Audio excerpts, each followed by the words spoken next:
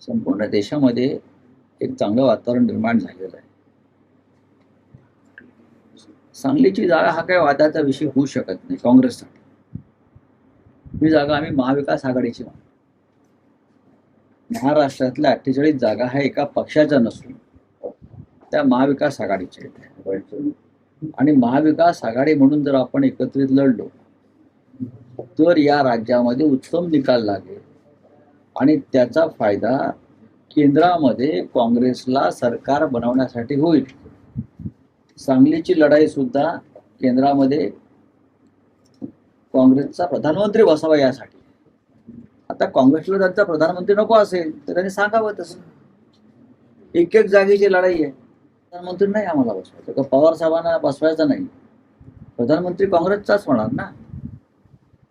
त्यासाठी सांगलीचा खासदार निवडून येणं गरजेचं आहे.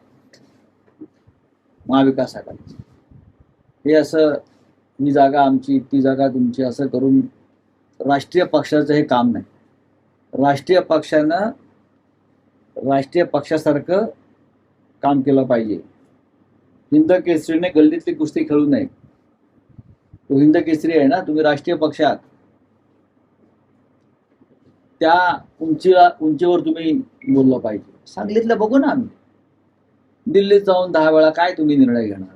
निर्णय झालेला आहे. महाविकास आघाडीकडून शिवसेनाही जागा लागते.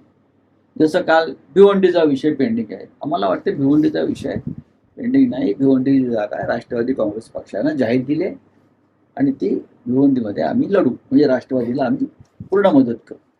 तसं काँग्रेसनं सांगलीमध्ये जो उमेदवार आमचा आहे पहिलवान चंद्रहार पाटील त्यांच्या मागे उभं राहायला पाहिजे. मी आत्ता सगळ्या नेत्यांशी बोललो. काँग्रेस राष्ट्रवादी सगळ्यांशीच बोललो आत्ता.